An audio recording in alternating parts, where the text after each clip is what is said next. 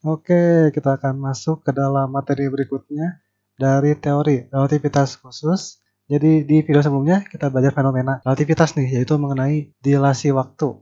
Sekarang kita akan masuk ke fenomena berikutnya, yaitu kontraksi panjang atau relativitas panjang. Nah, langsung saja kita lihat ya, apa yang dimaksud dengan kontraksi panjang. Jadi yang dimaksud dengan kontraksi panjang itu adalah ukuran panjang suatu objek atau jarak antara dua titik itu akan berbeda kalau diukur pada kerangka acuan yang berbeda, yang punya gerak relatif. Jadi ini sama dengan dilasi waktu ya. Bedanya adalah kalau dilasi waktu itu yang kita tinjau adalah waktu sebuah kejadian. Kalau kontraksi panjang itu panjang objek atau jarak dua titik ya antara dua itu. Itu akan berbeda kalau kita ukur di kerangka acuan yang punya gerak relatif. Nah, sama halnya juga dengan dilasi waktu, ada yang namanya proper time, kita juga ada yang namanya di kontraksi panjang, itu proper length, atau panjang sejati. Kita simbolkan sebagai L0. Nah, apa itu proper length?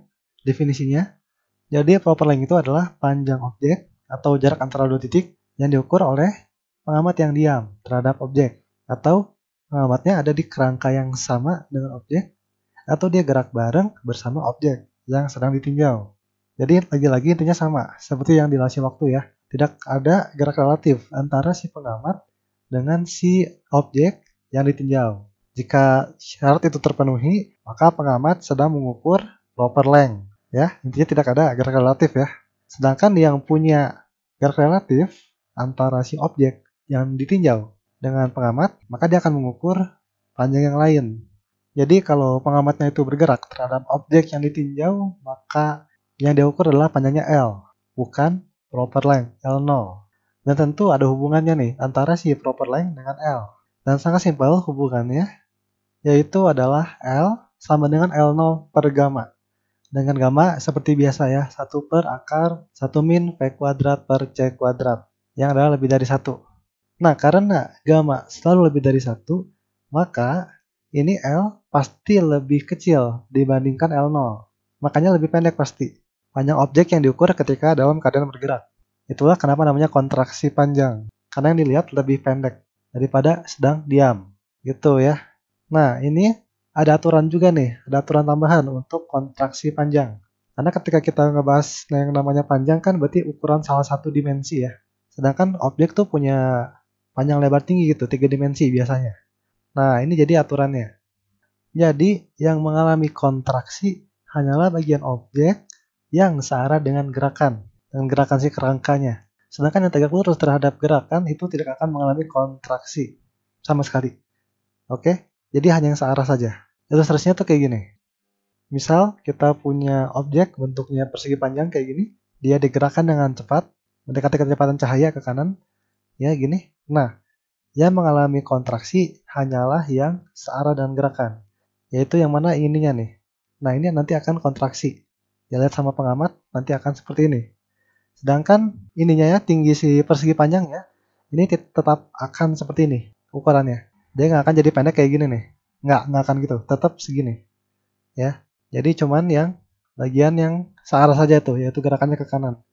Yang tadinya kalau diam begini, kalau gerak jadi lebih pendek, kontraksi gitu. Contoh lain ya, misalnya ini bumi, lalu ini ada pesawat luar angkasa. Pesawatnya lagi gerak ke kanan ya. Terus mengamati bumi. Nah, karena si pesawat ini lagi gerak, ya, dia lagi gerak dan dia mengamati bumi dalam keadaan bergerak nih dianya. Maka bumi yang diamati itu akan kontraksi. Karena dia sedang bergerak, lalu melihat bumi, maka dia melihat bumi berkontraksi. Kontraksinya ke arah mana? Cuman ke arah yang gerakan aja, yang kanan berarti ya. Jadi buminya akan jadi kayak gini. Menurut si pesawat yang lagi gerak, buminya akan jadi kayak gini, gepeng jadi ya. Satu sumbu saja yang mengalami kontraksi. Sedangkan sumbu lainnya yang tegak lurus ini tetap nggak berubah. Gitu jadi penjelasannya ya. Oke. Nah, bermodalkan prinsip kontraksi panjang, kita bisa nih mengerjakan soal yang pernah kita kerjakan sebelumnya di dilasi waktu pakai metode kontraksi panjang.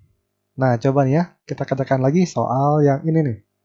Ini jadi yang ada pilot A ini bawa pesawat dari bumi ke planet Tatooine dengan jarak 8 tahun cahaya dalam kerangka bumi ya. Jadi menurut kerangka bumi ya, menurut keadaan diam, jaraknya tuh D. Lalu pesawatnya melaju dan kecepatan 0,8 C, berapa waktu yang diperlukan sampai ke planet Tatooine menurut A? Ya, jadi ini gerak ya. Berapa waktu yang diperlukan sampai ke planet Tatooine? Nah, ini bisa diselesaikan dalam metode kontraksi panjang, yaitu gini. Di sini D ini ya, D adalah jarak antara dua titik. Secara kasarnya ya, jarak antara bumi dan Tatooine. Oke? Kontraksi kan tidak hanya terjadi pada panjang objek, tapi pada jarak antara dua titik juga. Jadi ya, ini pesawat lagi gerak, melaju ya, lalu mengamati jarak antara dua titik ini. Otomatis karena sedang bergerak, maka pesawat ini akan mengamati kontraksi dari D, bukan D yang sebenarnya. Jadi ya, dia akan mengamati D berkontraksi. Artinya adalah kalau menurut pesawat yang sedang bergerak ini, jarak antara kedua planet bukanlah D, tapi lebih kecil. Jadi menurut A itu bukan D, tapi D aksen. Gitu misalnya. Lebih kecil daripada D. Jadi dengan demikian, kalau kita pengen cari berapa waktunya tuh ya, delta TA gitu. Waktu tempuh dari bumi ke planet Tatooine. Itu adalah jarak bagi kecepatan.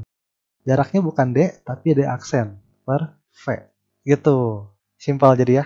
Kita hanya cukup ngitung D aksennya berapa. Nah itu baru pakai kontraksi panjang yang ini. Yaitu adalah L0 per gamma. Jadi jarak antara dua titik dalam keadaan diam, yaitu D yang 8 tahun cahaya dibagi dengan gamma. Lalu dibagi dengan V. Gitu. Jadi kayak gini nih. Jadinya nanti setelah gammanya dibuka jadi kayak gini ya. Delta TA sama dengan D per V bla bla bla. Oke, ini tinggal dimasukkan aja. Berarti maka kita akan peroleh 6 tahun ya. Ini bisa dicek jawabannya jadi akan sama persis dengan di video sebelumnya. Kalau kita pakai cara dilasi waktu. Ya jadi bebas caranya, tinggal pilih mau lebih gampang pakai mana. Kontraksi panjang atau dilasi waktu ya. Oke, kita coba satu soal lagi supaya makin ngerti nih. Yap, ini dia. Kita punya pesawat luar angkasa melintasi stasiun luar angkasa ya yang bentuknya platform ini nih. Dia punya kecepatan 0,18 C. Nah, di sini ada pengamat. Di stasiun ini ada pengamat lalu mengukur selang waktu pesawat tersebut melewati dirinya. Itu ternyata 0,01 milisecond. Tentukan panjang pesawat tersebut dalam keadaan diam. Jadi ini tuh maksudnya gini. Ini kan pesawatnya lagi gerak nih ya. Sedangkan si pengamatnya diam di stasiun. Nah, pertama moncong si pesawat melewati si orang ini kan. Lalu dia nyalahin stopwatch gitu. Kemudian pesawatnya melintasi dirinya. Nah, ketika ekornya udah mau meninggalkan orang ini, dia matiin stopwatchnya tuh. Jadi dia mengukur berapa lama waktu pesawatnya melewati dirinya. Dari moncong sampai ke ekor pesawat. Nah, ternyata itu 0,01 milisecond. Tujuan orang ini ngukur sekian waktunya adalah supaya tahu panjang pesawatnya berapa. Jadi karena kita udah tahu kecepatan pesawatnya adalah sekian V. Lalu dapat tuh, oh si pesawat ternyata butuh waktu sekian nih, delta T, untuk melewati dirinya. Maka kita bisa hitung panjang pesawatnya ya. Menurut pengamat di stasiun, itu ada lagi nih rumusnya. Cukup kalikan kecepatan pesawat dengan waktu pengukurannya itu. V kali delta T. Ya, itulah panjang pesawat menurut si pengamat di stasiun. Yang kalau kita hitung itu jadinya 540 meter. 540 meter ya. Nah ini menurut pengamat yang diam di stasiun. Dan ini nggak proper. Karena si pengamat melihat pesawat ini dalam keadaan bergerak. Oleh karena melihat dalam keadaan bergerak, pasti panjang pesawat yang diukur dia, yang dilihat sama si pengamat ini, akan lebih pendek. Akan mengalami kontraksi. Ya, jadi bukan proper. Terus kalau pengen cari propernya gimana? Karena di soal disuruhnya cari panjang pesawat dalam keadaan diam. Kalau dalam keadaan diam pasti proper length. Oh ya udah tinggal pakai rumus ini terus dibalik aja ya kan? Berarti L0 sama dengan L kali gamma. Jadi tinggal gini aja nih, L0 sama dengan gamma kali L, lalu gammanya dibongkar. 1 per akar, 1 min V kuadrat per C kuadrat. Terus dihitung deh ini. Maka kita peroleh sekian. 548,97 meter. Jadi panjang aslinya, panjang ketika diam itu pasti lebih panjang ya. Nah, ketika bergerak ternyata lebih pendek. 540 meter jadinya. Gitu jadi konsepnya. Cukup simpel ya. Yang penting tahu kapan diukur proper, kapan diukur bukan proper. Oke sip, kalau gitu sekian untuk materi kontraksi panjang. Semoga ini membantu untuk pemahaman kalian. Sampai jumpa di video yang berikutnya. Terima kasih.